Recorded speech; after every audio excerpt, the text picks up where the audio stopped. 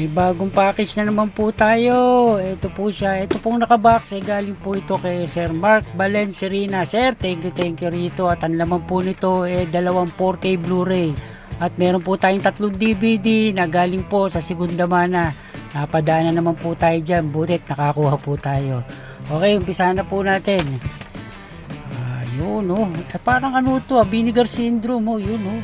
Diba yung box ni Sir Mark, oh, galing ng Vinegar Syndrome. Yes, alam mo, ang Vinegar Syndrome po, ano po yan, boutique labels po yan. Medyo mahal po pagka ang 4K Blu-ray at Blu-ray galing dyan. Yan, buksan na po natin. Yan po. Yun, oh, mabubble wrap pa, oh. Pong box, tapaba na po natin. Yes, ito po siya, Transformers Rise of the Beast at Ad Astra kay Brad Pitt. Unahin na po natin ito, Transformers Rise of the Beast. Yan po yung harap, spine at likod. Ito pong Transformers na to, ang rating po nila sa tunog nito, medyo kulang daw po sa dynamics tsaka sa impact. Siguro pagka napanood natin malalaman natin kung paano tumunog to. Ayan, ito po yung pinaka case. Pareho naman po siya ng artwork. Ito po yung pinaka disc. Wala po siyang Blu-ray. Yan po ang mga lumalabas ngayon, hindi na po nilalagyan ng Blu-ray. Talagang 4K Blu-ray na lang po, hindi na po sinasamahan ng Blu-ray. Ay nako, syempre mas maganda pa rin na at least double disc siya, 'di ba? May Blu-ray na kasama.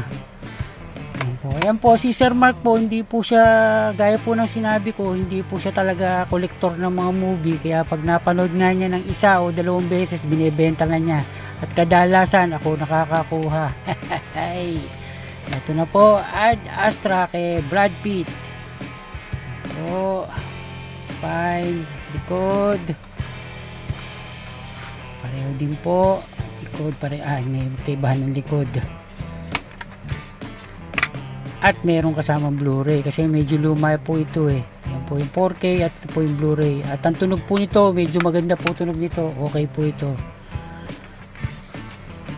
Yan po ang galing kay Sir Mark Valencerina. Sir, thank you ulit.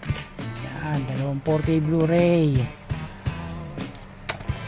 Tapos 3 DVD po, James and the Giant Peach, Above the Grand Canyon, tsaka yung minsan pa James and the Giant Peach. Ito po, meron na po ako nito, pero nung tinignan ko kagabi, fake pala yung ganito ko. Buti nakuha po natin to.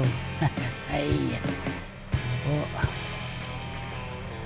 Ito po yung pinaka disc. Ang kaibahan po nila sa peke, ano po siya, maputla yung peke, at saka magana po rin po naman siya. Tsaka kahit po itong pinaka artwork niya, maputla siya.